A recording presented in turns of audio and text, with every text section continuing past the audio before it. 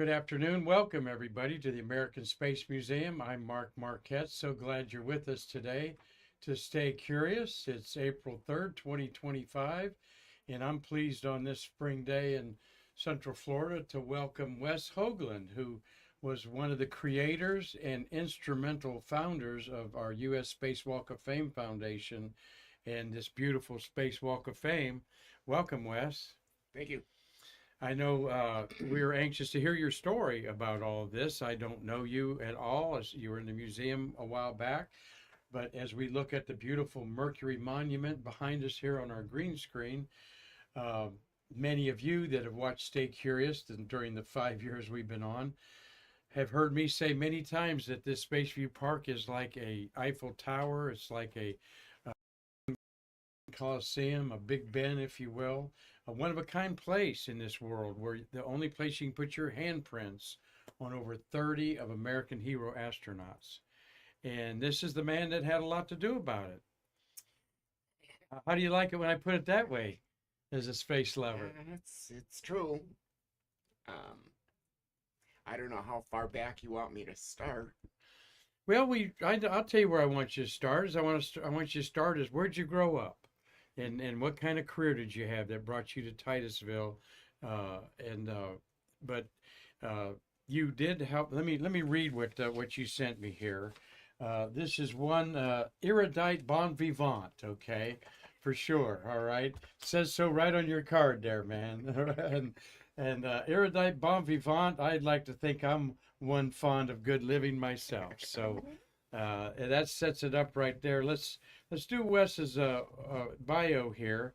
Um, a economics, political science, and urban affairs major, obtaining a Master of Arts in Environmental Science from Oshkosh, Green Bay, with majors in economic planning and environmental development administration. And this was cutting edge career in the 1970s, Wes. Being an urban planner for more than 30 years. So, and you're up in the Wisconsin area, huh? So then you co-created the Space Walk of Fame Foundation, designed it, grant funded it, and built monuments to Mercury, Gemini, and Apollo programs, giving Titusville's downtown Riverwalk an appropriate theme of Space View Park. And you were 12 years on our foundation as the secretary of the board. And some people that you're one of the you're one of the whispers I hear in the halls, though you were never a museum in this halls here, with Wes Hoaglund and Sam Bedingfield and of course Charlie Mars involved in there. Cal Fowler, another one and we really need someone to do the history of this museum. I don't have time to do it. Wish I did, but. We'll talk about that off camera maybe somewhere down the line. But everybody knows that I'm very passionate about just not the museum, but Spaceview Park. We're going to look at pictures of each of the parks here that I kind of set up there, Wes, from Mercury to Gemini to the shuttle to kind of spur memories back. I quickly went through our archives that was loaded up in the hard drive. And I really don't know what you looked like back then to point you out. And that's something else we needed, someone to ID all these people someday on there, particularly since Karen passed away. But that gives you a good background. He revitalized City Historic District, and you were very involved with the environmental permitting here in Titusville. So with that background, Wesley Hoaglund, tell us, where'd you grow up and how did you become a city planner? By accident. Urban planning was my third major. I'd gotten one in economics and poli-sci, and I was able to squeeze in a third in urban affairs. And I was working on a master's in economics and mixing mud and carrying brick for a couple of masons. And the city of Oshkosh advertised for a planner. I went, shh, I don't like planners much, but it probably beat mixing mud. Yeah. So I applied and they hired me. Awesome. And 9 months later, the city of Green Bay hired me away, and I finished my master's there. Now this is And the 80s, no, this is 70s. 70s. Okay. Well, you know, I'm a football fan, so you echo the words Green Bay, and you know we know what that's all about up there at the Packers. And my father was one of those crazy experimental aviation pilots, EAA, and he Oh went to yeah, Oshkosh sure. many times to the fly-in up there. So what did you design up there in the great town of Green Bay Well, in that Green, people would know about that might be a football fan or whatever? it had nothing to do with football. I was in charge of acquisition and relocation, Mm-hmm. and probably 100 residences and 100 businesses. Mm-hmm. For back then, planners didn't really know what we were doing. We were trying stuff. Some of it worked, a lot of it didn't. So we Interesting. learned. Yeah, like I mentioned back in the 70s, that's a new concept. We're just really 20 some years away from World War II, and everybody's getting space age is coming on, you know, and changing people's thoughts. So what brought you here to Central Florida? Well, I got married and she wanted to move back to New Orleans. I couldn't stand New Orleans because the level of corruption is just legendary. And nothing was done for the reason that made sense. It was done because of who was going to make the money. And I'm like, I don't think I'm going to fit in here. And the city of Titusville advertised nationally through the Planning Association for a planner. I applied and they hired me. I started October 10th, 1988, and they assigned me to be the staff for the Community Redevelopment Agency. And at that time, there was a Downtown Redevelopment Board, of which Lois Ward was the chair. Okay. And my predecessor had applied for a grant behind what used to be Wells Fargo. There's a condo development. Well, what's now Spaceview Park was supposed to be phase 2 and 3. The savings and loan who had financed that project um, went belly up with the savings and loan crisis of the mid 80s. And my predecessor had gotten a grant to purchase that strip of land and was not able to close it for whatever reason. So my first task was get that land closed. The Downtown Development Advisory Board, their main objective was we want a river walk. We've got to do it now before all of this land is gone. Mm-hmm. So, okay. We called it Broad Street Park because it's on the north side of Broad Street. And then Lois Ward and another one of our people, Wendy Ellis, and I were out having cocktails at happy hour. And one of them said, we're going to have a theme. And I think it was probably Wendy said, well, why don't we do something honoring the space program, because there's the launch pads.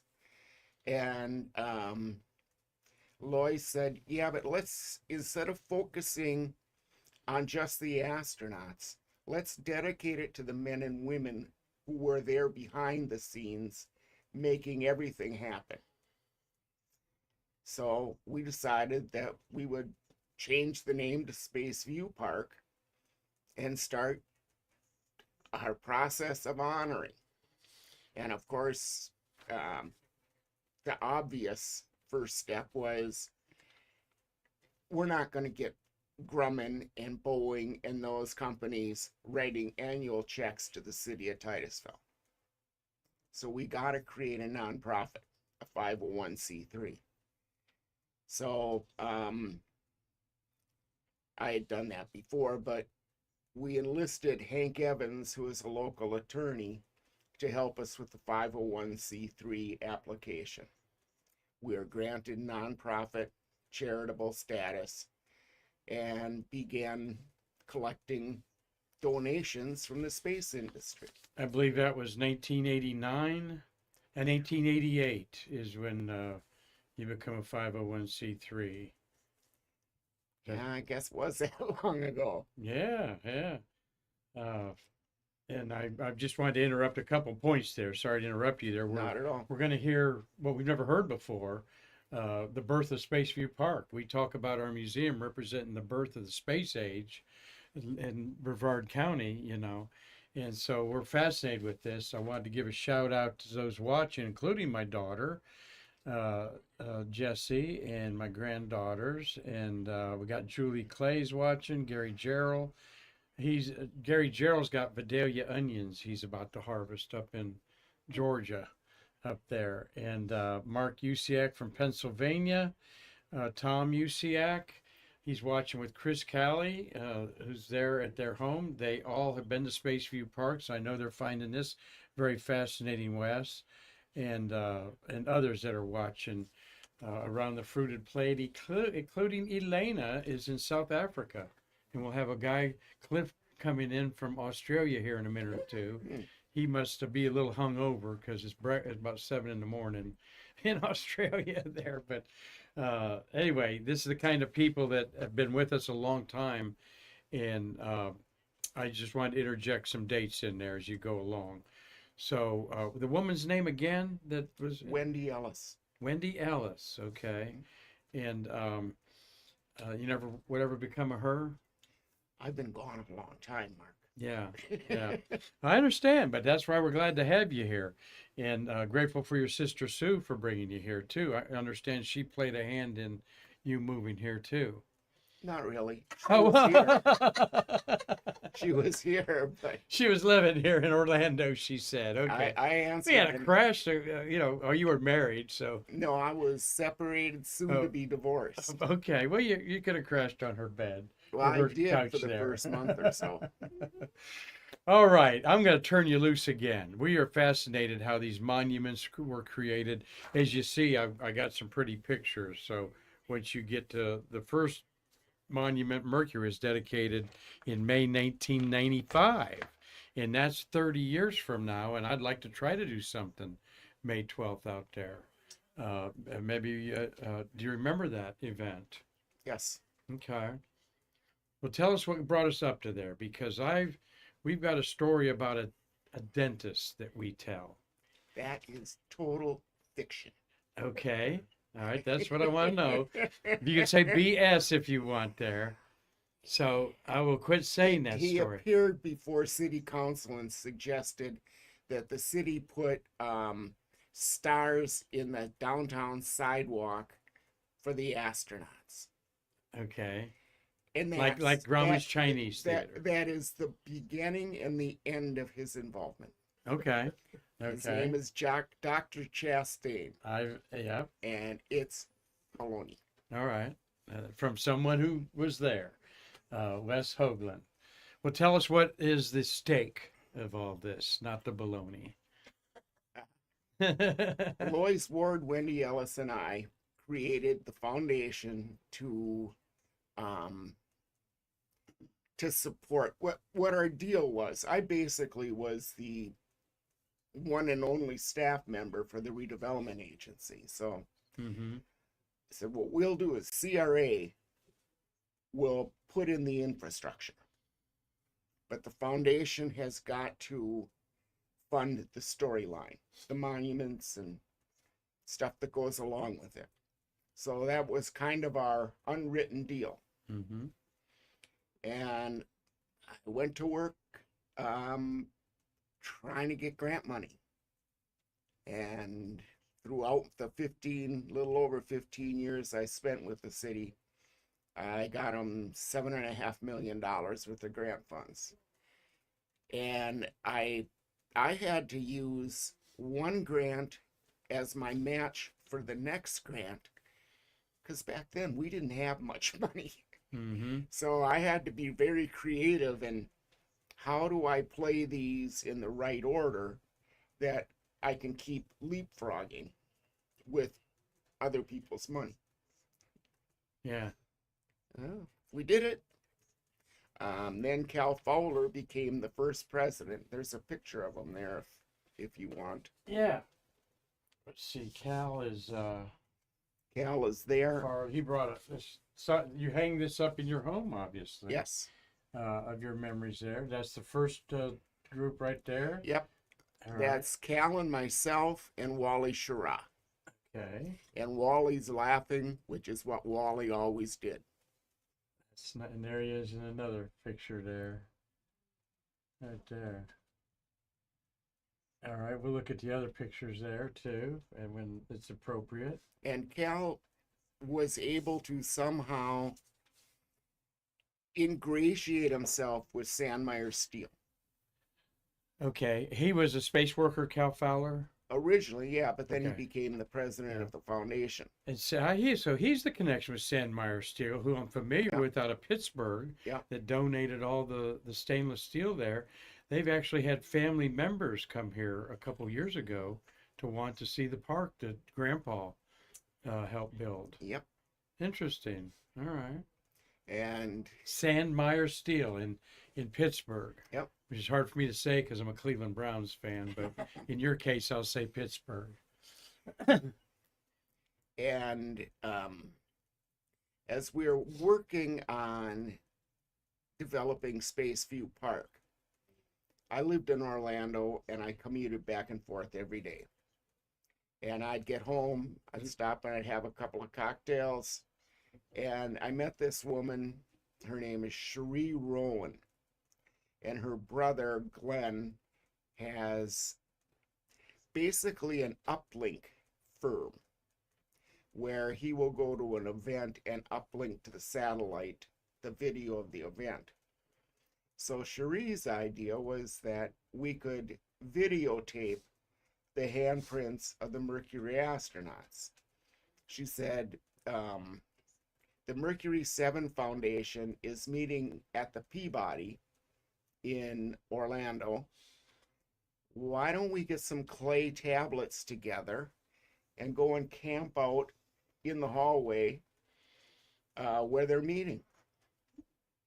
And she was hoping to film it all, and through some technical glitch, that film didn't happen, but we got the handprints. You sure did. You sure did. And then we'll see a couple of them here in a minute. A little while later, or several years later, I'm sitting as secretary of the Space Walk of Fame board, and one of the members said, you know, we should go out and get the Gemini handprints.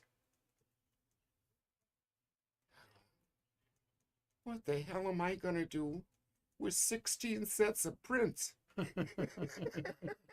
Yeah. So I was busy designing the Gemini segment.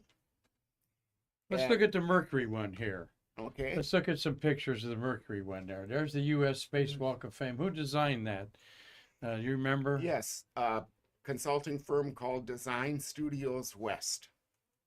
They were originally, I don't know if they still exist. At that time, their main office was in Denver, I believe. And they had opened a satellite office in Sarasota.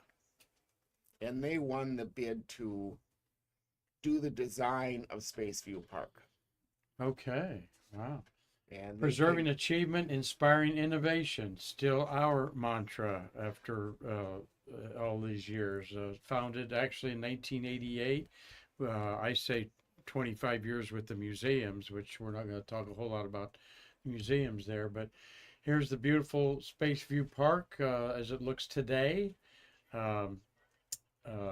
With the pavers on the bottom, we'll see a couple of those, but the names of people that donated money are on the bricks there, and the astronaut handprints are around them there. There it was, looks like when you were dedicating it there. Lois and I did that design. Tell us about that. Well, I'd go over into his office and two of us would work out how are we going to deal with the 6 prints because we had lost Gus already, and integrate the names. And between the two of us, and I'll say that Lois probably did the lion's share of that design because he had a survey crew or a survey firm, and he had people who could do CAD work. Mhm. So I don't have a Lois, close-up of them there. You'll see some other close-ups there, but yes, around this back white back there is the handprints, and there's a relief of Gus. Gus there, who's Gus Grissom's 99th birthday would have been today. Wow. Yeah, his birthday's today. He'd been 99, uh, born in Indiana, Mitchell, Indiana. Uh, but here's what it looks like today, 35 years later, with the trees grown up, the Max Brewer Bridge on there, and the actual handprints of those are at the North Brevard Historical Museum. All right, supposedly on loan from us from there. But also interesting are the pavers of each Mercury mission along the canal there. Did you remember what the thinking was behind the pavers? Was that just a cool design? I like that. It gave us a palette to put the information. Mm-hmm. And one of my biggest disappointments is the planters at Gemini have that big broad top to provide the palette for the story of Gemini. And it's yet to be funded, and hence they're still blank, but it's there anytime someone gets the funds together to actually carve that story. Because we didn't learn much from Mercury. We could get a guy in space and bring him back alive.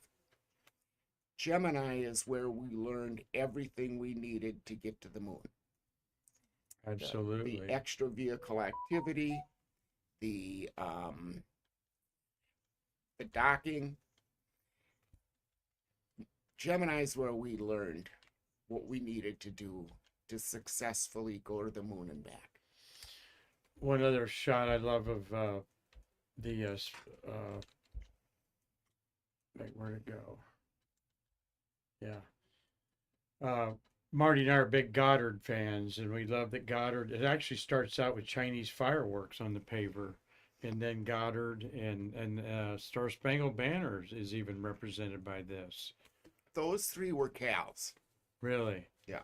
That's very good. They're very well thought out there and iconic. Like those of you who've not been there, this is what we're talking about, a Taj Mahal where space workers are honored along with handprints of astronauts. Now there's the Gemini that you're talking about. Okay, so those low-level lighting fixtures, I designed those so I had a place to put the handprints.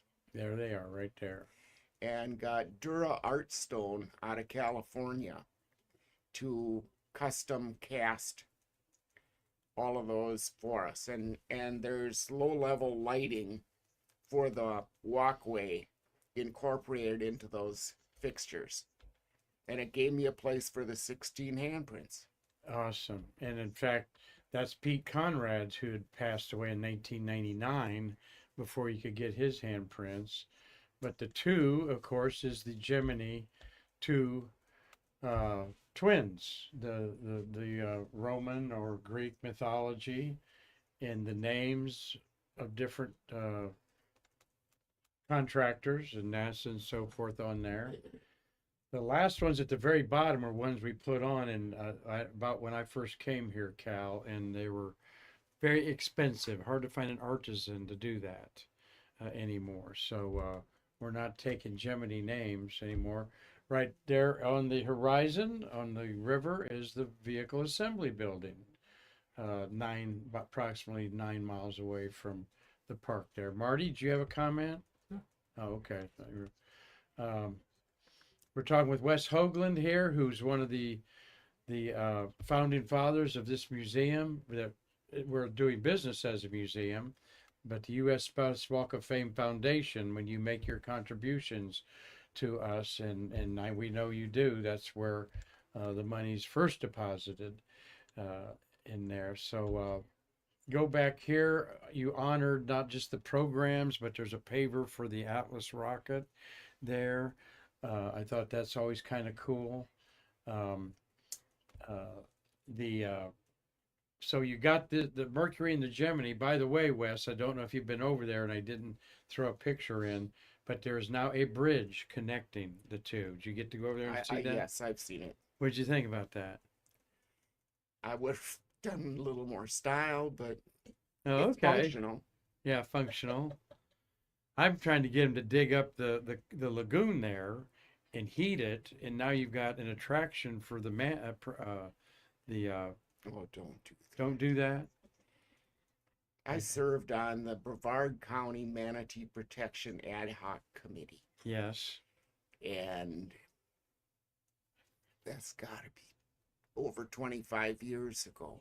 Okay. And at the conclusion of it, I made a comment that I was hoping wouldn't come true, but it's coming true. I said, yes, indeed, we have a crisis, but the crisis is not pending extinction. It is inevitable overpopulation. Oh, Back okay. at that time, it was illegal to feed them. Now they encourage it. I see. And manatees eat like sheep. They pull seagrass up by the roots. That entire ecosystem is dependent on a healthy seagrass bed for the entire array of life that lives in that lagoon. The manatees used to be seasonal. The power plants allowed them to be regular. I see. Because they go to the Permanent warm visitors. weather or the warm water and the cold And we fought with the state experts that they had to normalize their data. Every year they would report on total number of manatee deaths. But if you normalize the data, the percent of deaths remained almost the same. The population was growing. So the annual total grew with the population. Mm-hmm. But there were a bunch of people from this DEP who called themselves scientists but didn't know how to analyze numbers, apparently. Well, the manatees, you can see them from the bridge and over there occasionally. And so I will not recommend that to the city council. No, we were thinking, but the haul over canal is a big spot to watch them, of course, up there. But good information there. And this is part of our ecosystem right in that river there. And of course, the Max Brewer Bridge goes over to the beautiful Merritt Island Wildlife Refuge here. We're talking with Wes Hoaglund, who's going to tell us more about these Gemini monuments here. Harvesting the handprints. Sue, why don't you hand me that book, please? There, I was showing. Don't know if you ever saw a copy of this. I hadn't before just a couple minutes ago. Yeah. Okay. Yeah. This is Charlie Mars, who I call our godfather because he's still around. Harvesting the handprints and side trips, where he talks about getting the astronaut prints out there with different in the all the trips to get them there. Very interesting read, and because of the circumstances Charlie went through to get some of these handprints, were you involved with any of those? Cal wasn't able to get all of them, so he tasked Charlie with getting the remaining prints. And Charlie took that on, succeeded amazingly well. And then when Cal wanted to step down from the presidency, Cal kind of encouraged Charlie to step in for him. And then Charlie served for what, 20 years maybe? Yeah, he certainly has. We finally pushed him out the door, but No, I no. think Barbara pulled Yeah, him. Barbara pulled him. Yeah, you got that right. Yeah, you've been to Marsplex many a time, I'm sure, Absolutely. in there. Yeah, the fellowship that you guys had creating this, is something that I envy. Uh, and tell us a little about that. That you were all from different walks of life. Some were NASA people. You're obviously not in the space industry, but what was the drive? I mean, once you got this started and you saw how beautiful it looked, did people start flocking right away? Was this, what drove you all to keep going to an Apollo one? And That was the plan. That was the redevelopment plan that I updated twice. hmm And almost got fired for doing it. If they could have, they would have, but I was a civil servant, so I was only fireable for cause, which they had none. But when the whatever town center's condo project went up, I recommended denial because the plan said that that waterfront should be a continuation of public space.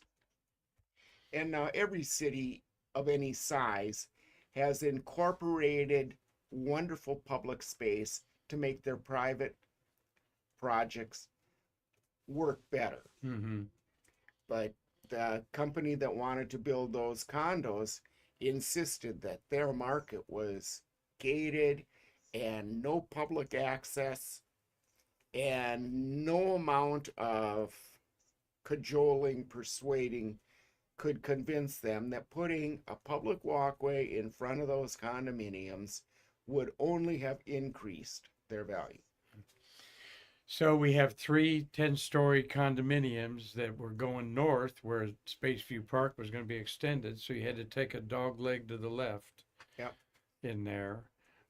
But it was beautifully done. And I'm going to show there. I'm going to show you. Uh, there's a picture of looking across the lagoon side of it there. Uh, and the Apollo monuments here. We'll see some close-ups, and then the shuttle at the end. These pavers have the handprints. How about the design of those in this? What can you tell us about that? That was after my time. It was another one of Charlie's buddies who I've heard the name, but I don't Okay. have it at the top of my head. Well, it shows some pictures of how it was built. It's quite that I could harvest there.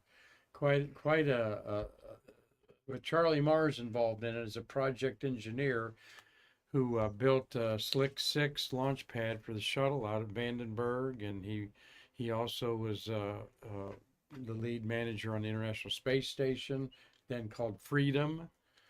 Uh, a lot of people oversaw this.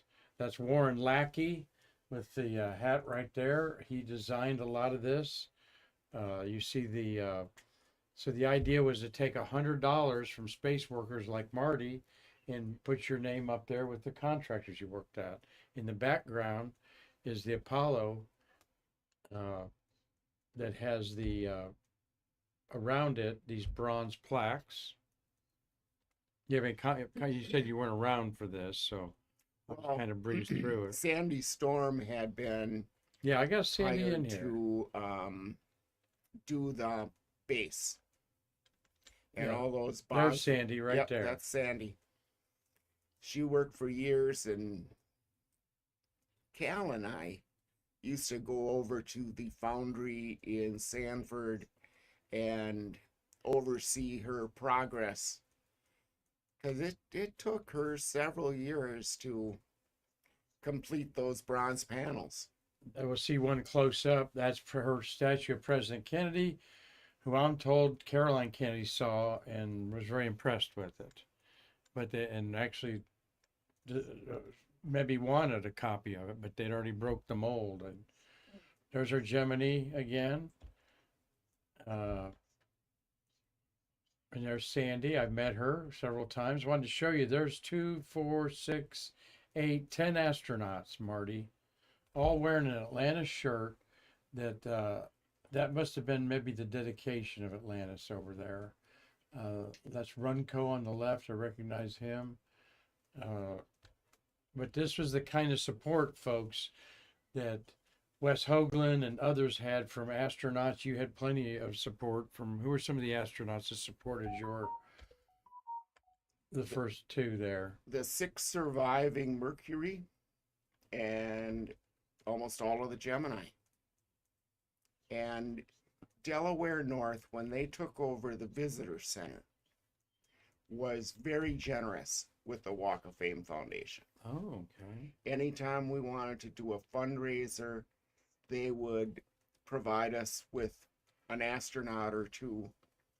And therefore, I got to meet every single man who was ever on the moon and lots of other ones. Hmm. Have a little hot toddy with a few of them. Always. Yeah, always. Yep, good. That's good. There's John Young with the Sandy Storm. Last time, yeah, some little clicking, a little glitch in there, isn't there, Marty? That's okay. I've got a great John Young story for you. There's Charlie over his shoulder there. Yep. What's your John Young story? We had built the monument, I got another picture of him here. but we hadn't put in the hardscape yet. But we had the monument, and it was complete. And they wanted to do a dedications fundraiser. So they drove in a piece of angle iron in the dirt around the monument. And we had John Young there to dedicate it. And we gave John a bottle of champagne. And he swung it at the piece of angle iron and it bounced off. He swung it again and it bounced off. He swung it a third time and the bottle completely shattered and really cut up his hand. Did he really? Oh, gosh. It was unintended. Well, there he is. No bleeding hands there, but there he's standing in front of the very uh, pylon there. It's got his handprints on there. And I met him a couple times and a joy. There's the handprints of Deke Slayton. And Deke is at the Mercury capsule also over there, though he didn't fly in Mercury. His handprints are over there. Deke grew up in Wisconsin too. Yeah, And his Sparta. story, yes, Sparta. His story is he learned that half a finger Look at that, folks. is on the left hand. only digit that you could not have intact and still get in the astronaut program. Yes, isn't that something? Exactly. That's why I chose that, because that's at the Apollo Soyuz test project paver there. And when I went and saw the Mercury for the first time, and I'm so excited because I'm from Ohio, and there's John Glenn's handprints I'm putting on. The only place in the world, folks, you can put your handprints on John Glenn is right there. I take that back. His handprints are in cement out at the Lyndon Johnson Ranch. All right. Lyndon Johnson, instead of having his guests sign a book, had them put their hands in a bucket of cement, basically. And they called them the Freedom handprints or something like that. And I saw it out the LBJ Ranch years ago. But so, yes, I want to be accurate there. But I'm looking at what the heck happened. Wait a minute. He doesn't have a. Go ahead and hit the full there. There it is. Look at his left hand. It's missing. And now you'll all see Deke Slayton in a lot of pictures with his left hand in his pocket. I hadn't noticed that. Yeah. After I saw that, I noticed that. Of course, he got grounded for a heart murmur. That little maybe metropolol or something like I take would help him.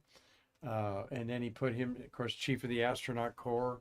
He put himself on the final Apollo mission, Apollo Soyuz test project, where he shook hands with two Russians in space. That'll be 50 years ago, that mission, this July. And we're going to celebrate that here at the museum.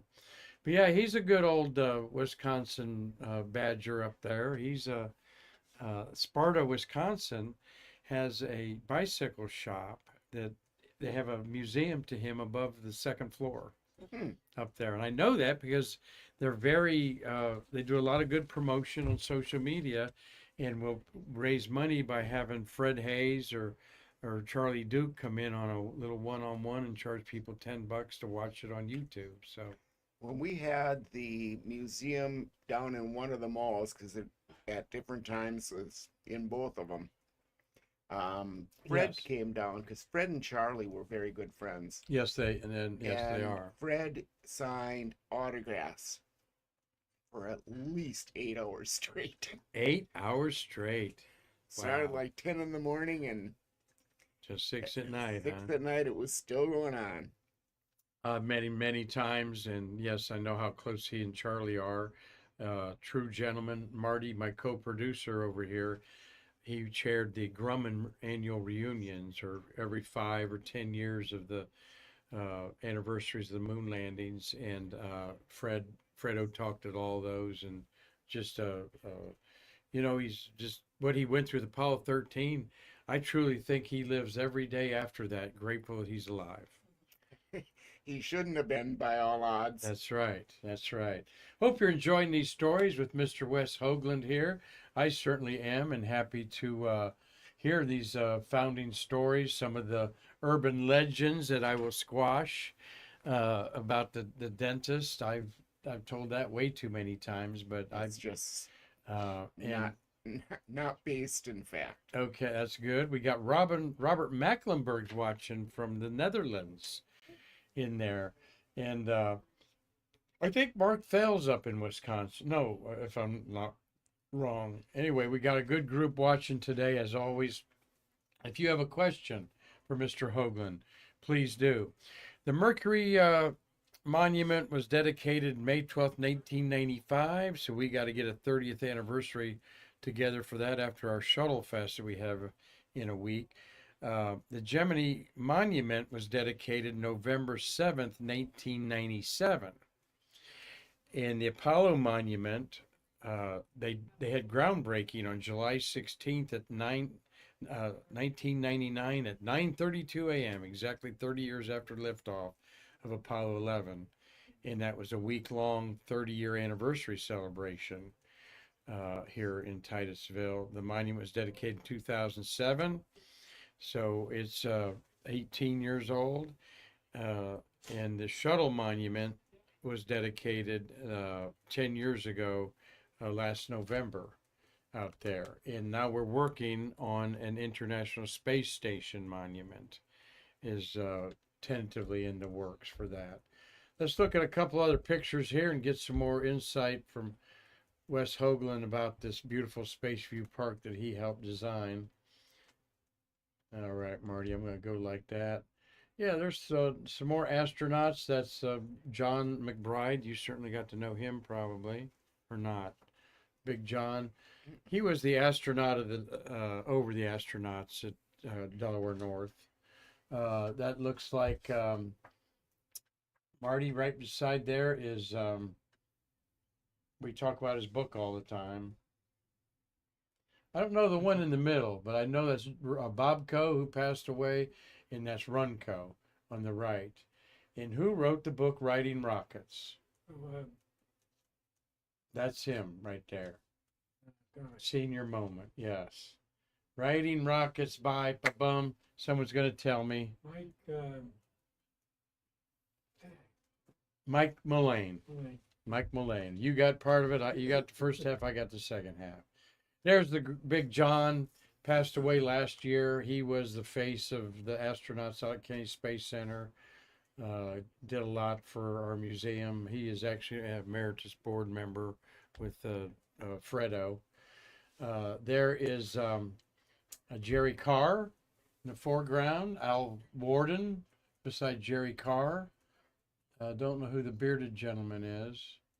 Again, dedication of the shuttle monument there, just to give you an idea of the type of people I had come here. There's Fredo with Charlie Mars before they put up the beautiful brass backdrops there. That I wanted to go back to that because you were talking about Sandy's work, and there are what 8 to 10 pavers of each stage of Apollo there, And this is what you saw her working on in her Hmm. studio, huh?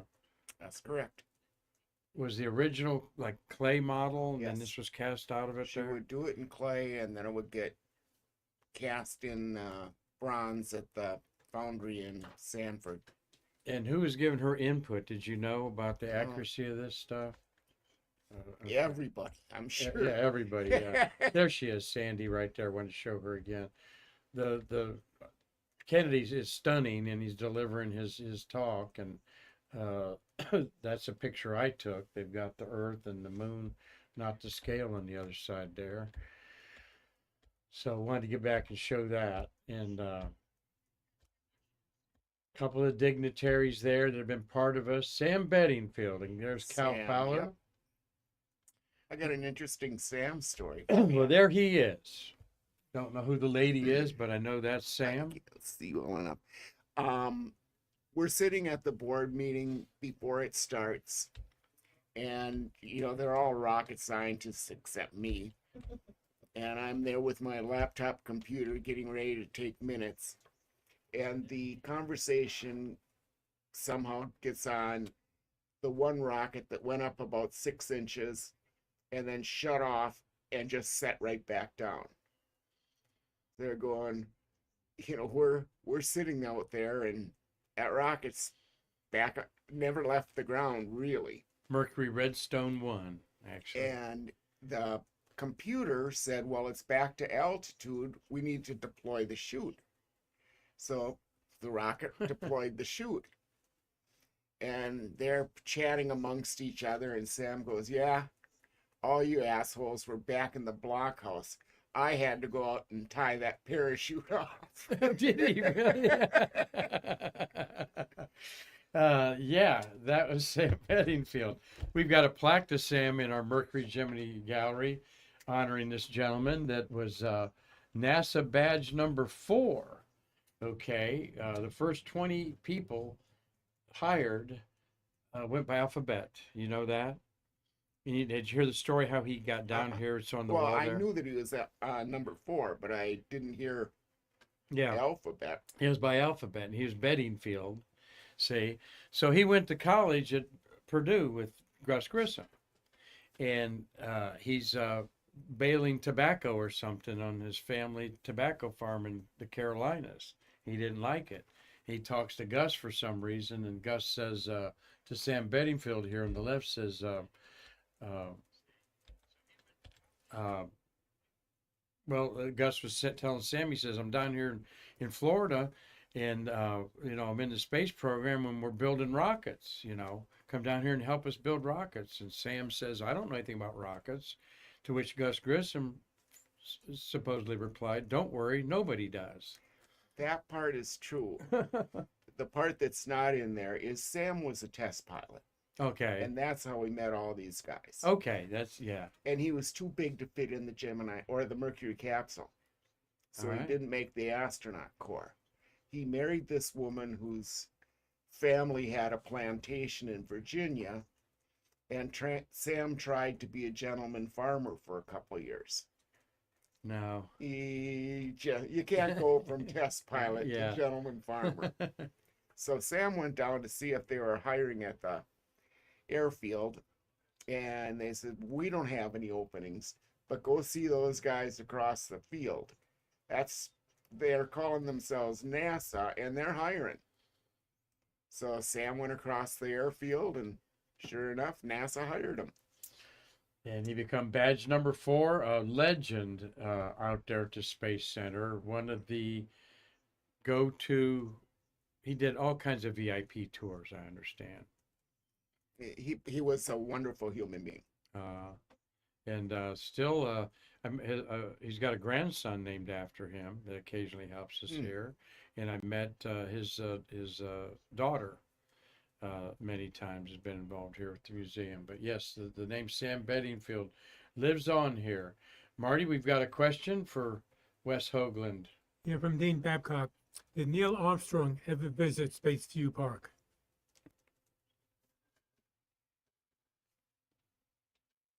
Not to my knowledge. Neil was a real difficult guy to get close to. Buzz, on the other hand, was gregarious, Hmm. but Neil was very standoffish. In fact, when they got Neil Armstrong's handprints, when Charlie finally harvested them, and I think he's writes in the book at Neil's apartment in Washington D.C. It made headline news over here in the Titusville newspaper that they finally got the handprints, because you got a lot of publicity about this. You're a city guy. I see some clips here and there in our archives that someone really needs to pull together. The town really embraced this, did they not? Or the people in the town? Some of the people in the town. Uh-huh. Why city council after city council has been so parsimonious in their funding of the foundation always mystified me.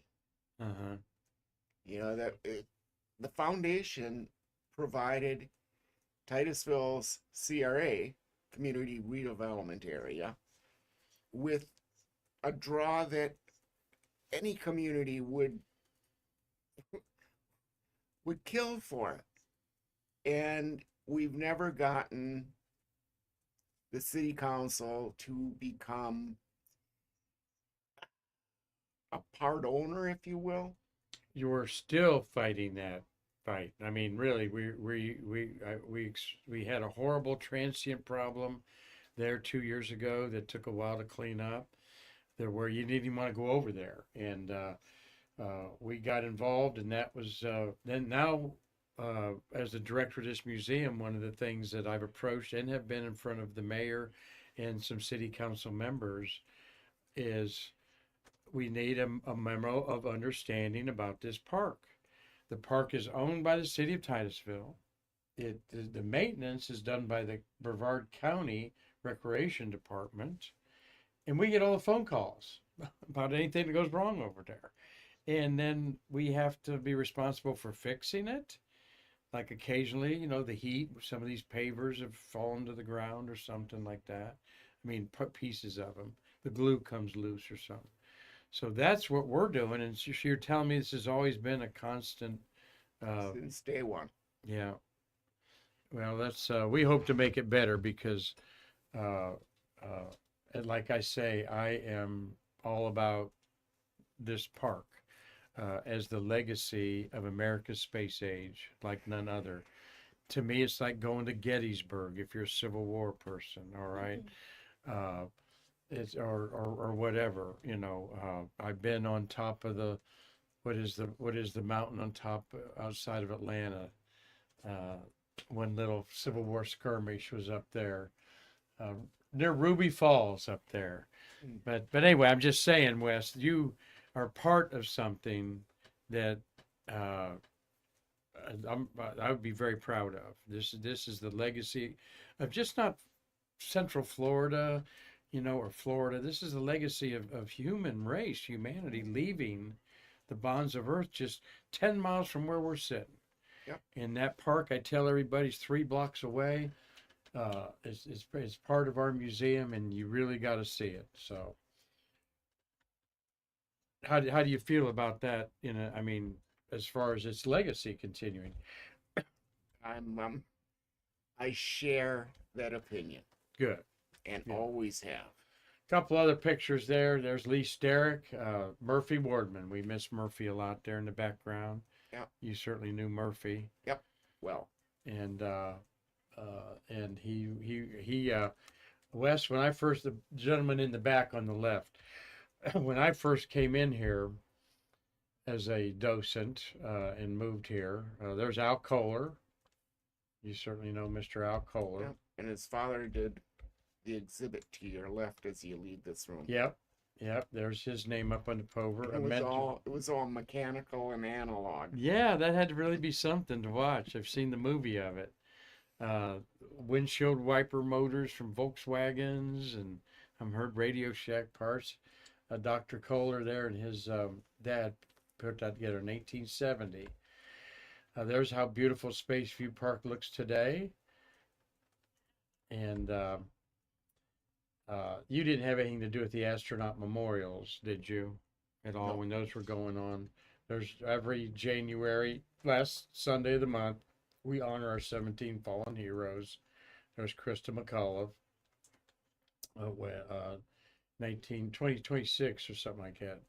2016, I think they did that. But I'm going out with a couple pretty pictures I took of the beautiful Mercury or Gemini monument there. And that's the Sandmeyer stainless steel. You know, I thought about approaching them about the concrete on the twos are kind of we have a problem with it. It's crumbling. And I thought about, wouldn't it look nice to have all stainless steel like that too with up there? And I may contact them someday and see about it. Pretty picture of the Apollo monument there.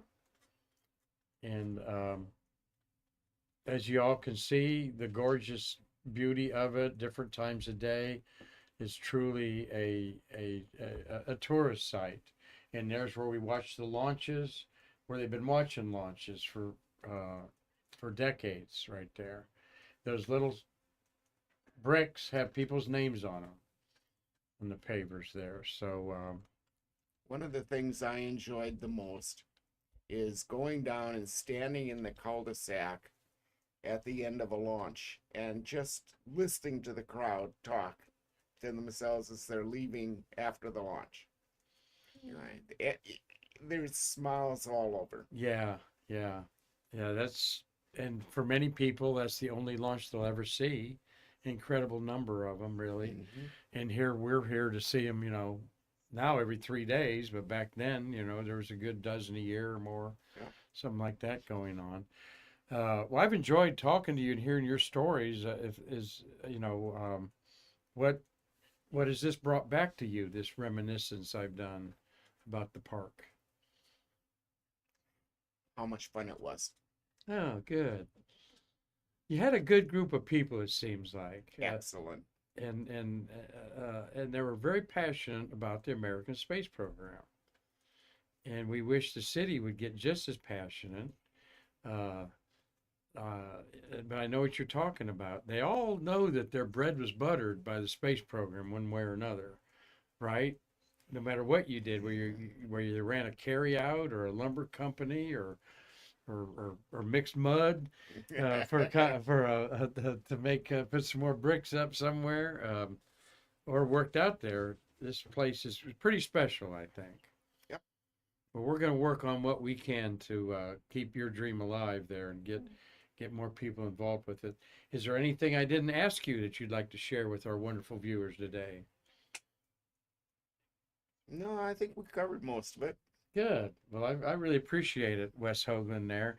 And don't be a stranger, and maybe we'll do this again sometime. Erudite bon vivant, okay? That's what one fond of good living, and certainly Wes Hoaglund is. I can tell you've lived a good life and enjoyed every minute of it. And you should be very proud that through our program and the American Space Museum, as long as I'm around here, your memory and the others that we talked about today will live on. So again, thank you very much. You're very welcome. All right. Thank you. Marty, thank you for a great Streamlabs show today. Anything we need to say to anybody or correct? Nope, I On think there? we're good. Tomorrow will be Friday, and we'll be doing a recap of who's orbiting the Earth. You know how many people are orbiting the Earth right now, Wes? 14. Wow. Yeah, 14. And we'll tell you a little bit about each one of them tomorrow. So stay curious. Until next time, I'm Mark Marquette, thanking Wes Hoaglund for a wonderful program today in history of why I'm here, because this wonderful Space View Park and this museum. So until then, I'm Mark Marquette saying I will see you tomorrow to bridge the space between us. Take care.